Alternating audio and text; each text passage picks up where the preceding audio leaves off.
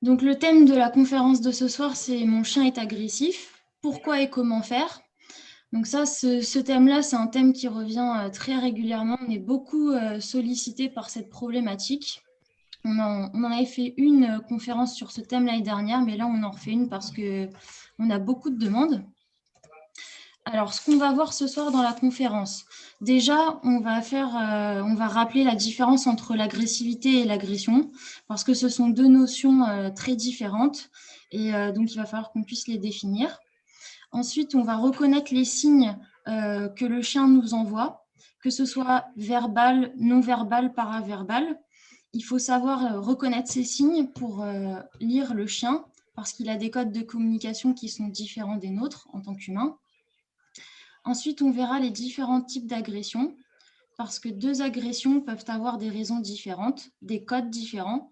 Et donc, on va voir qu'il y a des agressions qui se produisent dans des contextes qui sont complètement différents. Ensuite, on verra quelques exemples de situations pour vous montrer des cas concrets. Et, encore après, on parlera des solutions qui sont possibles, sachant que les solutions, ce sera toujours du cas par cas, mais ça, on en reparlera. Et pour finir, on vous donnera quelques conseils pratiques qui ne sont que des pistes de solutions, parce qu'il faut traiter chaque cas de manière totalement différente. Donc, nous, on vous donnera quelques conseils. Donc, les définitions importantes. Déjà, il faut bien prendre en compte qu'un chien agressif, ça ne veut pas dire forcément un chien méchant. Parce qu'on entend souvent oh, mon chien est méchant, il m'a mordu. Non, le chien peut être agressif et donc il vous mord, mais il n'est pas méchant de base. Ensuite, il faut aussi avoir conscience qu'un chien, c'est un prédateur, à la différence par exemple d'un mouton qui lui est plutôt une proie. Donc le comportement agressif d'un chien, ça vient du fait que de base c'est un prédateur, tout comme l'humain. Et l'humain, donc c'est un prédateur. Et vous le voyez bien, on est dans des sociétés qui sont quand même assez agressives. Donc, l'agressivité, elle est autant chez le chien que chez l'humain. Et il a tendance à être agressif donc parce que c'est un prédateur et que ça fait partie de sa génétique. Donc, c'est normal que le chien soit agressif. L'agressivité, qu'est-ce que c'est? C'est une pulsion naturelle qui est présente chez tous les êtres vivants en lien avec leur survie. Et l'agressivité, c'est la tendance à attaquer tout ce qui peut empêcher un individu d'atteindre un objectif. Donc, par exemple, si votre chien est en train de manger, il est devant sa gamelle et que vous vous approchez de lui et que vous essayez de mettre la main dans sa gamelle, il se peut que votre chien n'apprécie pas que vous mettiez la main dans sa gamelle et qu'il grogne, voire même qu'il essaye de vous mordre. Et parce qu'en fait, il va répondre à l'agression que vous lui faites lui. Et si, comment dire, et si votre comportement ne lui plaît pas, et ben lui, il va adapter aussi son comportement. Ensuite, l'agressivité, c'est un comportement qui fait réponse à une frustration, à l'intention de poser une limite. Par exemple, si votre chien est sur le canapé et que vous essayez de l'enlever du canapé, de le faire descendre, il se peut aussi il vous grogne dessus, qu'il montre les dents, qu'il essaye de vous mordre. Donc, c'est un comportement... Excusez-moi, je me remets sur la bonne diapo. Pardon. Donc, c'est un comportement qui est tout à fait normal, dans le sens où il était bien couché, vous voulez le descendre. Lui, il a sa place hiérarchique, sur le plan hiérarchique, donc pour lui, c'est un comportement normal. Mais ça, on va en reparler tout à l'heure, de comment faire dans ces cas-là. Ensuite, l'agressivité, ça permet la régulation des liens sociaux, donc de maintenir la cohésion dans le groupe et de définir la place de chacun dans le groupe, donc dans la hiérarchie. Et c'est comme ça, en fait, que les chiens, ils communiquent entre eux par des codes sociaux, dont l'agressivité. Ils se grognent dessus, ils aboient, ils essayent de se mettre en position dominant l'un sur l'autre, ils hérissent le poil, etc. Et en fait, ça leur permet d'échanger des messages et de se comprendre entre eux. Donc ça, c'était pour l'agressivité. Maintenant, l'agression en elle-même, c'est le passage à l'acte physique ou la menace. Donc par exemple, une morsure. Le chien vous prévient, Une première fois, il se met par exemple à grogner, vous ne comprenez pas, il va sortir les dents. Il sort les dents, vous comprenez toujours pas, et ben là, il passe à l'attaque et il vous mord. En fait, c'est quand nous, on n'a pas compris les signaux du chien que lui nous a envoyés, qu'il devient agressif et qu'il passe à l'étape d'après, qui est la morsure. Maintenant, il peut y avoir aussi des agressions qui ne sont pas forcément violentes. Ça peut être le cas avec les chiots qui mordillent. En fait, pour eux, c'est du jeu de mordiller. Ça se passe par l'apprentissage avec leur mère. En fait, leur mère doit apprendre au chiot à contrôler leur morsure. Et le chiot, il peut mordiller, mais dans ce cas, c'est pas compris comme une vraie agression. C'est plutôt du jeu et un apprentissage qu'il n'a pas fait en totalité. L'agressivité et l'agression, donc c'est un comportement naturel parce que le chien, encore une fois, c'est un prédateur. Et en fait, il est juste en réaction à une émotion et sa réaction, il l'exprime. Donc, que ce soit du mécontentement, de la peur, de la frustration, il exprime son émotion. L'humain ou l'animal, ils ne sont pas agressifs par nature. C'est juste qu'à un moment donné, ils en viennent à avoir un comportement agressif. Mais ce n'est pas leur nature de base. Par contre, il faut bien surveiller s'il s'agit d'un comportement qui est exagéré, donc fréquent, qui est gênant. Mais alors, ça peut être gênant donc, pour nous, humains, mais pour lui, c'est pas forcément quelque chose de gênant, c'est quelque chose de normal. Donc, ça peut être gênant, mais pas anormal. Mais par contre, il faut faire attention parce que certains comportements peuvent devenir à la longue dangereux. Et il faut aussi surveiller que ça ne vienne pas de problèmes physiologiques, parce que là, du coup, ce sera à voir avec un vétérinaire pour résoudre la situation. Alors, reconnaître les signes. Donc, chez le chien, l'agressivité, elle peut se traduire par différentes postures, par différentes mimiques faciales, par des vocalises aussi. Alors, par exemple, si on regarde la première photo qui est tout à gauche, on voit que le chien, là, il retrousse ses babines, il montre les dents, et donc là, il exprime un mécontentement. Il prévient que si on ne comprend pas sa réaction, ça peut aller plus loin. Sur la deuxième photo, donc celle du centre, on voit que là, c'est deux chiens et qu'ils ont un code de communication qu'ils sont en train d'utiliser entre eux dans leur espèce, parce qu'on voit que la queue du chien qui est le plus vers la droite, elle est redressée. Les regards des deux sont fixés et le chien de la droite est un peu plus en hauteur que l'autre, qui a une position, celui sur la gauche, il a une position un peu plus basse. Donc ça veut dire que celui à droite, il impose avec sa queue en hauteur, il hérisse le poil et il essaye de montrer sa position un peu supérieure sur l'autre. Et l'autre, en fait, il est un peu en retrait et il subit le comportement de l'autre. Il s'adapte. Sur la troisième photo, là, on voit qu'il y a deux chiens qui semblent agressifs. Alors, on peut dire semble parce qu'on ne sait pas exactement, là c'est une photo. Ça pourrait très bien être du jeu, parce que le jeu, c'est aussi une façon de tester les codes de communication entre eux, dont l'agressivité. Et l'agressivité, donc ça peut faire partie d'un jeu et du coup d'un apprentissage au code canin. Et il faut aussi que l'humain apprenne les codes canins pour pouvoir respecter le chien.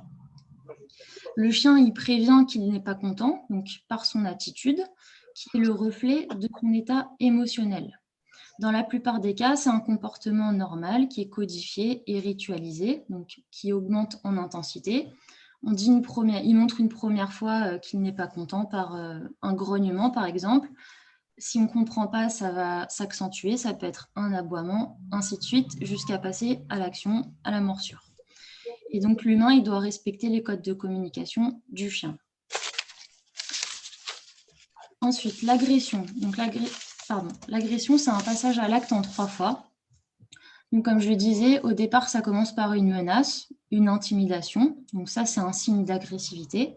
Ensuite, si on ne comprend pas le signe d'agressivité, qu'on ne comprend pas et qu'on n'ajuste pas le comportement, là, il va y avoir attaque, morsure. Là, le chien, il se décharge. Émotionnellement, il se décharge. Et ensuite, une fois qu'il a pu se décharger, donc par exemple mordre, là, il va être apaisé. Il retourne à un équilibre émotionnel et ça peut passer par le léchage. La morsure, c'est quand le chien vous prévient que vous ne comprenez pas, il vous mord et c'est normal, puisque vous n'avez pas entendu ni compris ces signaux qu'il vous a envoyés de par l'agressivité, il passe à l'étape d'après qui est la morsure. Attention, le léchage, ce n'est pas une excuse. Des fois, on se dit ah, mon chien, il m'a mordu, mais juste après, il s'est léché. Ah, bah, c'est qu'il doit s'en vouloir, c'est une excuse. Voilà, il s'excuse. Mais non, en fait, le léchage, c'est tout simplement un signe d'apaisement et il ne faut pas du tout l'encourager, que ce soit le caresser ou le féliciter, parce que sinon, on va l'encourager à être agressif de nouveau et à repasser à l'acte une autre fois. Donc ça, il faut bien comprendre que le léchage, c'est juste un signe d'apaisement, ce n'est pas une excuse. Et l'agressivité donc peut devenir dangereuse si elle n'est pas codifiée, pas ritualisée et pas inhibée. Le chien, il doit apprendre à s'arrêter avant de mordre, avant de passer à l'action. Il faut qu'on puisse mettre fin à sa séquence. Et l'homme, il doit lui aussi apprendre les codes de communication du chien pour pouvoir respecter ses signaux et éviter d'en arriver jusque-là. Les types d'agression. Alors, il y a les comportements agressifs passifs, donc les marquages territoriaux. Là, le chien, il délimite le territoire. Donc, ça peut être, par exemple, aller à un endroit, lever la patte. Ça, c'est une sorte d'agression, un comportement agressif. Il y a les vocalises, donc les grognements, les aboiements. Il y a aussi des agressions actives qu'on l'on dit normales. Donc là, c'est les agressions maternelles. Par exemple, la mère va protéger ses petits, donc elle peut être capable d'agresser pour protéger ses petits. Il y a les agressions prédatrices, donc là c'est plus pour chasser et se nourrir. Par exemple, les chiens de chasse, dans leur génétique et après dans la manière qu'on a de les éduquer, on les entraîne à aller chasser, par exemple, des petits animaux comme des souris, des petits oiseaux, etc. Donc ça, c'est de la chasse, c'est de la prédation. Il y a aussi les agressions territoriales. Donc là, c'est pour défendre le territoire ou en acquérir un nouveau. Par exemple, le chien de garde, s'il est chez vous toute la journée et que le matin, il y a le facteur qui passe, le facteur va rentrer dans le territoire du chien, que le chien a estimé être son territoire, et forcément, le chien de garde, il va aboyer pour protéger sa maison, ou il va essayer de sauter sur le facteur, ou voilà, il va montrer qu'il n'est pas content. Après, il y a les agressions hiérarchiques. Donc là, c'est pour se faire respecter et obtenir des privilèges. Par exemple, un chien qui monte sur le canapé et qui veut y rester, qui ne veut pas vous laisser la place quand vous lui demandez de descendre. Tout simplement parce que pour lui, il a assimilé le fait qu'il avait le droit d'être sur le canapé, donc vous n'avez pas le droit de lui dire de descendre. Et ça, c'est l'une des agressions qui est les plus fréquentes dans notre métier. Mais ce qui est bon à savoir, c'est que c'est la plus simple à régler. Donc, c'est plutôt pas mal. Après, dans les autres types d'agressions, il y a les agressions par irritation. Donc là, c'est quand l'animal est dans un contexte de contrainte, de frustration ou de douleur. Ça peut être des enfants qui sont en train d'embêter un chien alors que le chien, il essaye de dormir. Forcément, il ne va pas être très content. Il va sûrement grogner une première fois. Si les enfants continuent de l'embêter, là, il va sortir les crocs. Et s'il continue encore, là, il va vraiment les mordre. Donc, ça peut vite devenir très dangereux. Il y a aussi les agressions par peur. Là, c'est tout simplement que l'agression, c'est la conséquence d'une peur et le chien, il est incapable de se contrôler.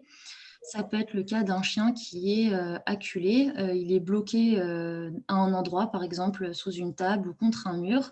Il peut vraiment plus bouger et son seul moyen de se défendre, ça va être d'agresser. Il y a aussi des agressions spécifiques.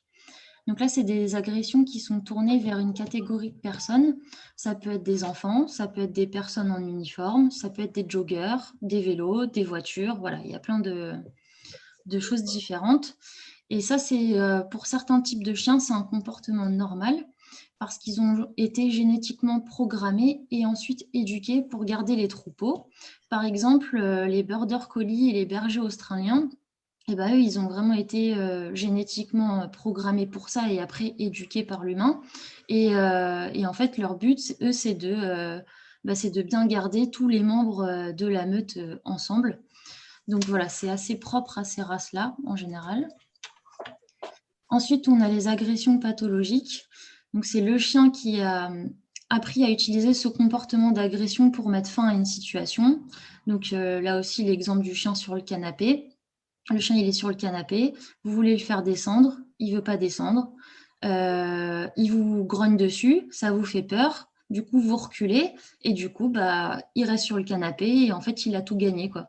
Donc, pour lui, c'est un jeu d'enfant parce qu'après, il sait qu'à chaque fois qu'il sera sur le canapé et que vous allez venir, il aura juste à grogner. Du coup, ça va vous faire partir. Donc, en fait, ce sera toujours des schémas répétés. Et ensuite, les agressions redirigées. Donc là, ce n'est pas sur l'individu qui a déclenché la situation, mais sur un autre membre de la meute. Donc les deux, ça peut être par exemple deux chiens qui se bagarrent. Et en fait, ils vont se défouler sur un autre individu. Au lieu de s'attaquer entre eux, ils vont attaquer un troisième individu qui n'était pas du tout à la base dans l'altercation, dans la bagarre. Et ça peut être très, très dangereux de laisser les choses s'installer parce qu'en fait, ça peut être des agressions en fait, qui sont redirigées sur des enfants. Par exemple, vous et votre chien, vous êtes en tension, et le chien, au lieu de s'attaquer à vous, il va peut-être attaquer votre enfant. Et quand c'est dans le cadre d'un enfant, ça peut devenir très vite très dangereux, très dramatique. Et enfin, il y a les agressions qui sont tournées vers eux-mêmes. Donc là, j'ai mis quelques photos en bas pour vous montrer. Là, en fait, c'est le chien qui va se décharger sur lui-même en se faisant de l'automutilation. Donc ça peut être des léchages incessants, ça peut être se mordre les pattes, ça peut être se gratter sans cesse. Et en fait, il va s'infliger à lui-même des blessures. Alors maintenant, dans les exemples concrets de situations, ce qui revient souvent, c'est mon chien grogne et montre les dents quand il est sur le canapé et que je m'approche. On va essayer de savoir pourquoi il fait ça. Alors déjà, on peut se dire qu'il y a une remise en question de ses privilèges hiérarchiques, tout simplement parce que le chien pense qu'il a le droit d'être sur le canapé et en fait, il s'est attribué une place dans la hiérarchie de la famille, comme quoi il est peut-être le leader. Et du coup, lui, il envoie des codes hiérarchiques qui ne sont pas les vôtres, les mêmes que vos codes à vous, de la famille, d'humains en fait. Et du coup, vous ne vous comprenez pas. Et quand vous lui demandez de descendre, pardon, et lui, il va pas du tout être d'accord parce que avant, vous lui avez fait comprendre qu'il avait le droit d'être sur le canapé. Donc ça, c'est un comportement qui peut être agressif pour maintenir sa position de hiérarchie. Donc le chien, il établit une limite dans l'espace. Là, entre autres, il défend le canapé. Pour lui, c'est son bien, c'est son canapé. Si vous lui avez permis auparavant d'être là.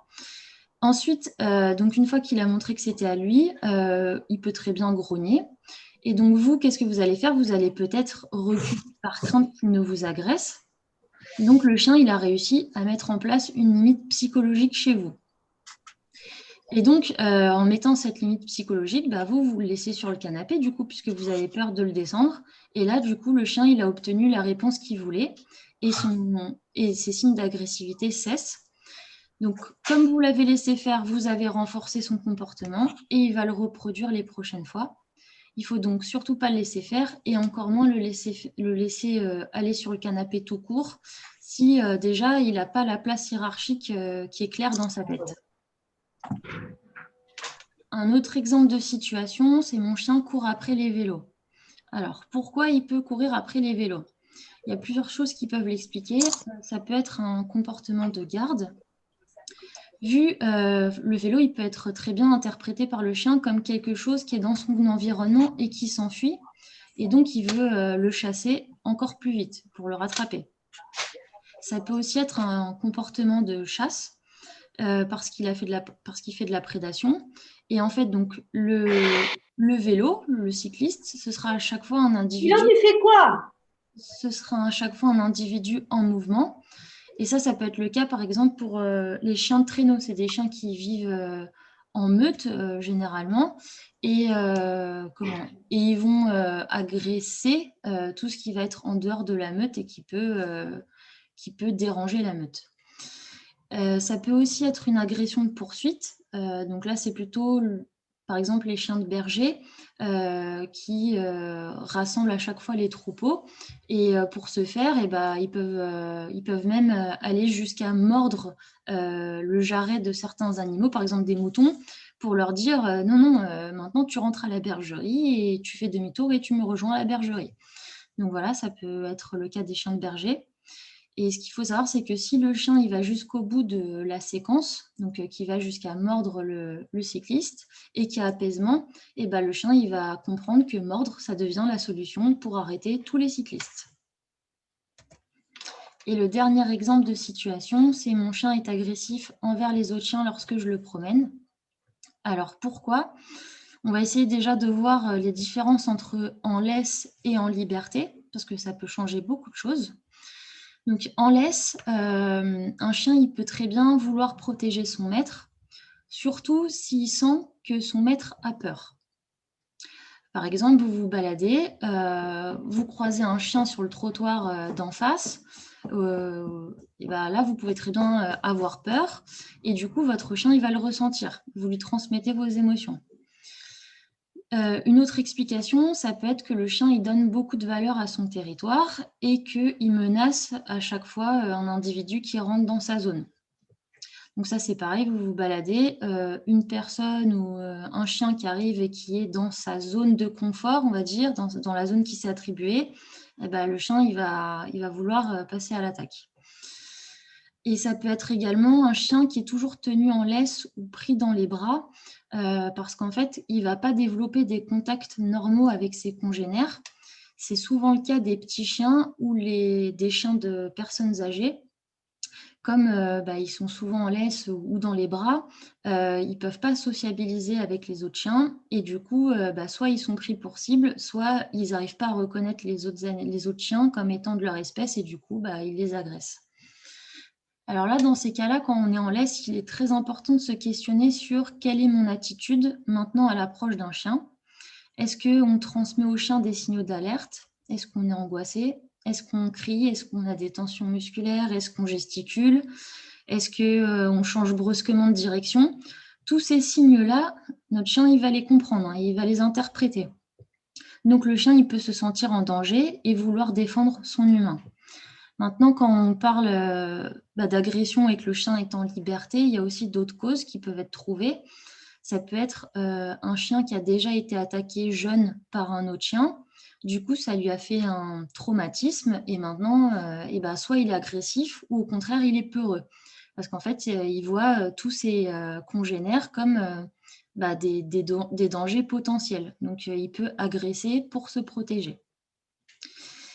Ça peut aussi être une mauvaise expérience, une bagarre, par exemple, entre deux chiens, sauf que les propriétaires ont crié, ont fait plein de gestes, ont paniqué tout simplement. Et là, du coup, ça a été très traumatisant pour le chien et il n'a pas compris les signaux que justement les maîtres ont envoyés.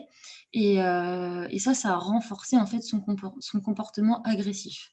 Après, il y a plein d'autres raisons, mais c'est très difficile de pouvoir toutes vous les énumérer. Et puis, encore une fois, c'est au cas par cas. Maintenant, ce qui est important de savoir, c'est que le chien, il a beaucoup moins de raisons d'être agressif en liberté, parce que déjà, il ne se sent pas coincé par la laisse et parce qu'il a une position, du coup, qui est égale à ses congénères. Il n'y aura pas de rapport de hiérarchie dès le contact avec les autres animaux. Donc ça, c'est très important de le savoir. Alors maintenant, les solutions. Comme on l'a vu là dans les quelques exemples, il existe plein de situations différentes et il y a autant de possibilités que d'individus et que de situations différentes. Maintenant, les facteurs impliqués dans le comportement d'agression, ils peuvent être nombreux. Donc, il faut déterminer la cause, le contexte, la fréquence, les renforcements qu'on a mis en place. Voilà, il y a tout un tas de facteurs à prendre en compte. Pour trouver des solutions et améliorer la situation, il va falloir analyser de manière très poussée ces éléments pour comprendre pourquoi le chien agit comme ça. Et ensuite, il va falloir adapter des solutions à chaque cas. Mais bon, pour adopter des solutions, eh ben, il faut déjà comprendre la cause, sinon on ne peut pas régler le problème. Et il va falloir aussi avancer étape par étape pour que la progression se fasse dans le temps et surtout pour respecter le seuil de sensibilité du chien parce que chaque chien est différent et il y a des chiens qui ne vont pas avoir le même seuil de sensibilité que d'autres. C'est-à-dire qu'il y a un chien avec qui vous allez pouvoir régler très rapidement une situation en lui faisant faire des exercices et par exemple, ou en lui apprenant des choses par exemple de la frustration, etc. Alors qu'il y en a d'autres, ça va être beaucoup plus long parce qu'il ne sera pas sensible de la même manière. Donc ça aussi, c'est pareil, il faut s'adapter à l'animal en lui-même. Il faut bien prendre ça en compte. Et ce qui se passe, c'est qu'il n'existe aucune solution qui est prête à l'emploi. Comme on l'a dit, c'est vraiment du cas par cas. C'est pour ça que nous, on pense qu'on vous recommande de faire appel à un comportementaliste parce que lui, il va vous permettre de trouver les causes et de pouvoir adapter des solutions pour chaque situation et pour vous permettre de vivre à nouveau une relation épanouie avec votre animal et que vous soyez tous les deux dans un bien-être total. Parce que sinon, ça peut vous peser comme ça peut peser à votre animal. Maintenant, on va vous donner quelques conseils pratiques. Encore une fois, ça va être des généralités. Qu'est-ce qu'on peut faire exactement? Quelles solutions sont possibles? Dans le cas numéro 1, quand on a vu le chien sur le canapé, l'une des solutions les plus adaptées, ce serait de travailler avec un comportementaliste sur les règles de vie commune et de remettre une hiérarchie correcte dans la famille pour que vous compreniez déjà les codes canins, que le chien aussi comprenne la hiérarchie de la maison, de la famille. Et en plus, le comportementaliste, comme je vous le disais, il va vous permettre de rétablir une bonne relation entre vous et votre chien. Dans le cas, par exemple, du vélo, comme solution qu'on peut proposer, c'est la longe, parce que ça va permettre au chien de pouvoir se balader un peu plus loin qu'avec une laisse très courte. Donc déjà, il se sentira un peu plus en liberté. Il va pouvoir donc aller un peu plus loin qu'auparavant. Et en fait, quand il va revenir au rappel, si vous le rappelez et qu'il revient correctement au rappel, vous pouvez le caresser ou jouer avec lui. Donc, il va assimiler ça comme quelque chose de positif. Et dans le même cas là, du vélo, ce qui serait intéressant, ce serait de mettre une muselière au chien pour votre sécurité, pour la sécurité du cycliste, pour votre sécurité et pour la sécurité du chien. Ça, c'est très important. On peut aussi faire appel à une bombe à air comprimée. Donc là, ce serait le cycliste, vous demandez de l'aide, par exemple, à quelqu'un de votre famille ou un ami qui joue le rôle du cycliste. Et sur lui, il a cette bombe à air comprimée. Et en fait, dès que le chien s'approche trop près de lui et montre qu'il est agressif et veut passer à l'attaque, veut commencer à le mordre, là, le cycliste, il surprend le chien en utilisant la bombe à air comprimée parce que ça fait un bruit vraiment très très fort. Et le chien, il ne va pas s'y attendre, donc ça va tout de suite le casser dans son élan. Donc ça peut être une bonne astuce. Et ce qui peut aussi très bien marcher, c'est d'emmener le chien dans des promenades de groupe avec d'autres chiens. Parce qu'en fait, si vous lui mettez la muselière et qu'il part en promenade de groupe, forcément, il va voir d'autres congénères. Peut-être qu'il va croiser aussi des vélos. Si vous allez en forêt, par exemple, il va croiser des vélos. Et en fait, il va du coup être en toute liberté. Et en même temps, il va mieux comprendre et assimiler son environnement. Donc, ça peut être que positif pour lui parce qu'il ne pourra pas attaquer. Il n'aura aucun danger. Il sera juste en liberté et il s'adaptera à son environnement. Pour le dernier exemple, donc là, c'était les deux chiens. Là, on vous conseille de travailler sur vos émotions et sur celles de votre chien. Et pour ça, du coup, je passe à la diapositive suivante. Ce qu'on peut vous recommander, ce serait donc de travailler sur les émotions du chien. Parce qu'en fait, comme vous l'avez vu, l'agressivité, c'est un état émotionnel où le chien a peur, il est frustré, il comprend pas, sa place et il a un problème d'affirmation. Donc ça va être très important de l'apaiser. Et pour aller vers l'apaisement du chien, eh ben, il existe plusieurs, techniques qu'on peut vous recommander, nous en tant que comportementalistes. Donc déjà, bah, il y aura votre apaisement, mais ça on va le voir juste après. Il y a sa stérilisation. Alors la stérilisation en soi, immédiatement, ça ne va pas l'empêcher d'être agressif. Mais par contre, ce qui est important de savoir, c'est que ça va lui permettre de plus rapidement s'apaiser, du coup de moins passer quand même, à l'action et de passer, à l'étape de la morsure. Et en plus, c'est meilleur pour sa santé, c'est bénéfique pour sa santé parce que du coup, ça lui permet de vivre plus longtemps. On peut aussi vous recommander des fleurs de bac. Donc les fleurs de bac, je ne sais pas si vous savez ce que c'est.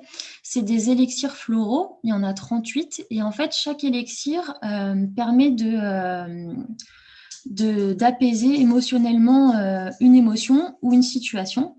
Donc ça peut être pour les humains et pour les animaux. D'ailleurs, nous, chez nous, on a quelques personnes qui sont très douées dans les fleurs de bac. Donc si vous voulez, ils pourront vous conseiller au mieux. Ce qu'on peut aussi vous recommander, c'est la communication animale.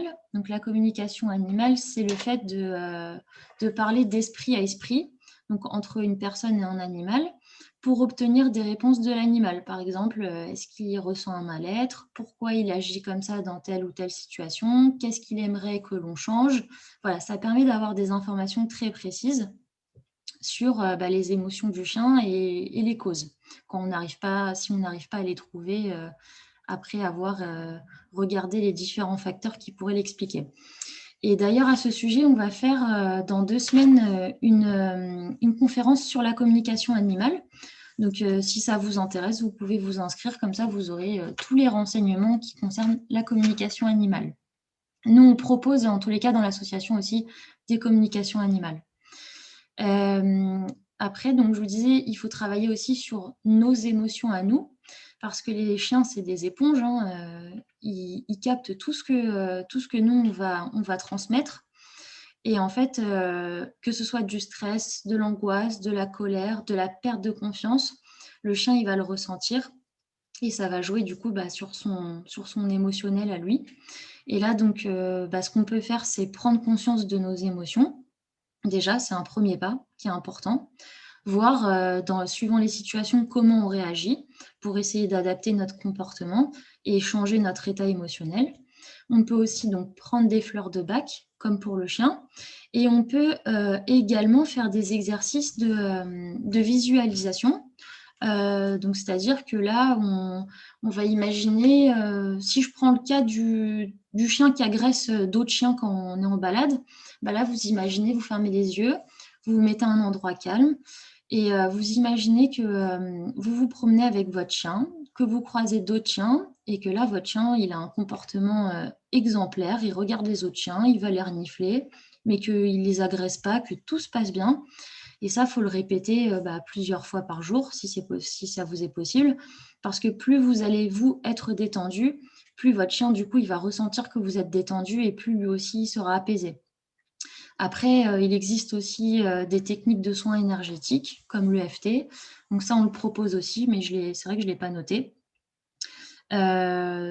En tous les cas, nous, avec l'association Comportementaliste pour tous, donc on propose la communication animale et on propose des consultations.